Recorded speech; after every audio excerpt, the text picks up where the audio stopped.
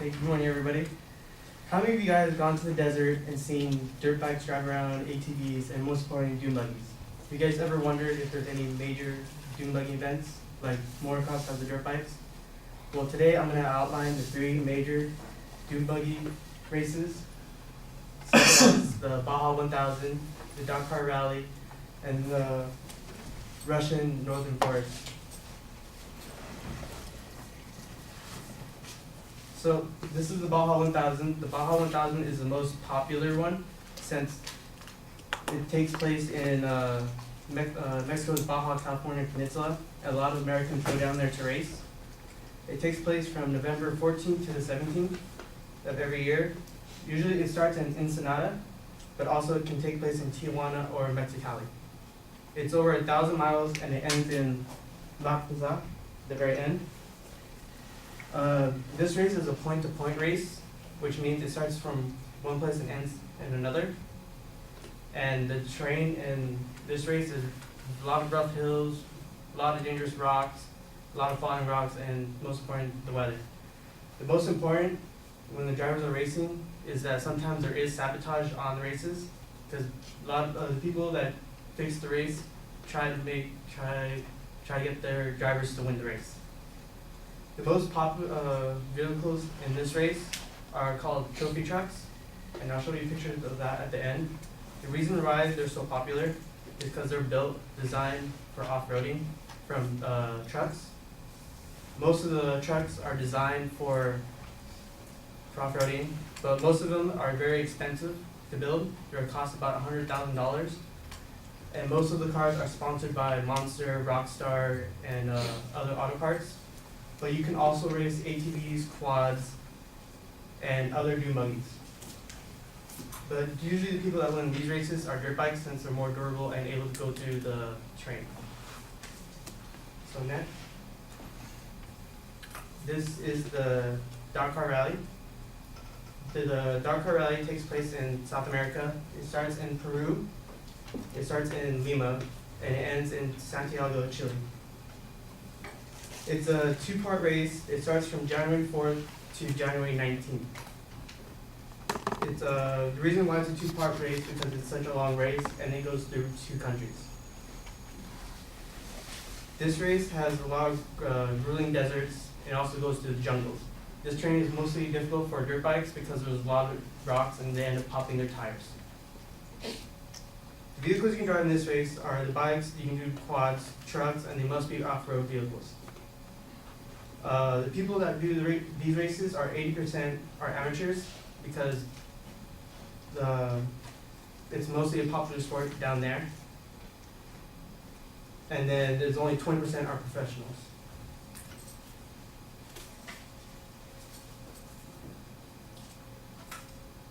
Next, this is the Russian Northern Forest. Russian Northern Forest is the most dangerous off-roading event you can possibly do due to the harsh frozen land. It takes place in St. Petersburg in Russia. It goes from February 14th to the 16th. This is a two-part race ending with one final race. The climate here and the terrain is very cold, rugged, a lot of forests, and a lot of icy rivers. It's not recommended for any ATVs or motorcycle drivers due to the harsh cold climate. Each race is 300 kilometers long. And for the vehicles in here, they have to be checked by judges because of the harsh climate. And it's a lot more difficult to enter these races because they have to fill out a waiver because you could die in this race. But a lot of people do like doing this race because it's adrenaline. They're going through, they don't know what's going to happen. So then, these are the trophy trucks. See, this is Red Bull, the Rockstar, and Monster. And then over there is one of the starting points for the Baja Race 1000. So there I've outlined some of the three major racing events that takes place around the world, and I have been to one of the Baja races. The Baja races have three, which is the Baja 250, Baja 500, and the Baja 1000. And that's my presentation.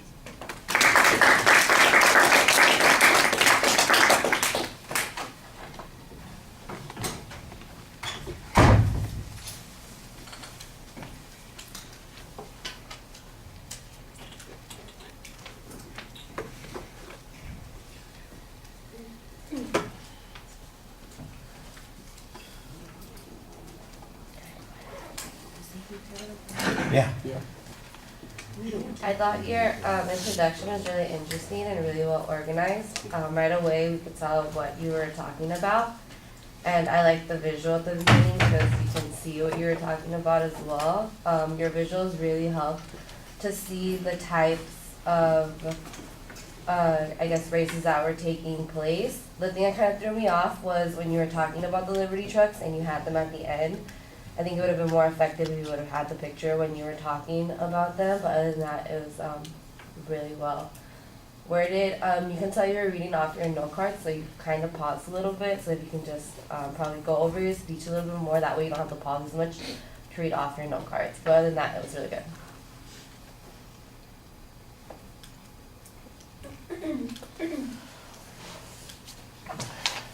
All right, the opening is a combination of audience survey, rhetorical question, and it just felt a little awkward. I think that you could use a more dynamic story. Tell us about the last winner of the Baja 1000, or who died in that Russian race, or give us something that would be a little bit more. How many fingers did the winner actually lose because of frostbite as a result of that? I mean, something that would be interesting to pull us in. I do think you do a good job identifying the topic, and your thesis statement is really very clear. There's also a very good preview of what the content's going to be. It's organized topically according to the races, so that's fine. I have to agree with Josie about the visuals. I thought that the trucks, for instance, you mentioned them early on, and then I'm anticipating the whole time what we're going to see. You had that one picture, the upper right quadrant in that last shot at the start of the Baja 1000, I guess it was. That seems to me like a shot that would have been natural to have at the beginning of the section on the Baja 1000 race. So we get a sense. As I'm listening to it, I'm going, oh, so wait a second. Any kind of vehicle can participate in this. It doesn't have to, and you can. The motorcycles are competing against the quads, they're competing against the trucks, and it's all. Oh, it's like a free-for-all sort of thing. And so that was a lot more interesting to me. And then the first thing that I wanted to hear was, okay, well, who wins most often? Do these Liberty trucks win? They've got all the sponsorships. Or the guys on the motorcycles win because they can traverse all of the paths a little bit more. I wanted to know that kind of information and have it be made a little bit more engaging that way. You describe the courses pretty well. You describe some essentials about each race, but it does seem quite dry. It's a very simple primer on this sort of race. It's basically, here are the races, they go from point A to point B, here are the number of miles that they're going on each of those, and here are the trucks that go. It just sounds like you're checking things off instead of turning it into a speech. It sounds like you're reading information instead of talking to us about this particular subject, and I think you need to be a little bit more engaged in it also. I mean, you mentioned it at the end, of course, that you'd been to those races. That seems like it should have been at the beginning. I've actually been, when you were talking about the Baja 1000, I've actually seen the Baja 1000, or at least part of it, when I went down 2 years ago, and blah, blah, and tell us a story about that, and turn it into something that's a lot more engaging that way. The visuals are nice and large. I appreciated that. I think I could have used a little bit more context, because although I understood where Peru was, and everybody knows where Baja is, I'm going, okay, St. Petersburg, I know it's in Russia someplace. I think I could have used the big map of Russia first, and then a smaller thing, just a little context, that kind of thing. And like I said, also, I think there've got to be some pictures of the race going on in February in Russia where it's freezing temperatures and they don't recommend people on motorcycles. I want to see what that looks like. I was kind of interested in, and we didn't get any visuals of that. We just got the track, I shouldn't say the track, because there's not a track, but the path, the course. that they're getting, and that's essential. I think that's a good thing to have, but I don't think it's the most essential thing. I don't think it's the most interesting thing that you're talking about on each of those races, and so I think you miss an opportunity to do that. So it's well organized. The visuals that you had were pretty good. They needed to be supplemented in a couple of ways. You didn't sound like you knew that you were done. It sounded, kind of like you're finishing off. You need a better exit line. You need to plan that a little bit more. There should be a summary and, like I said, a story that tells us about why it's so interesting to get involved in this. I did like the way that you did kind of suggest that people might be interested in seeing one of those races. I thought that was good. But the finish was not as graceful as it needed to be. All right, thank you.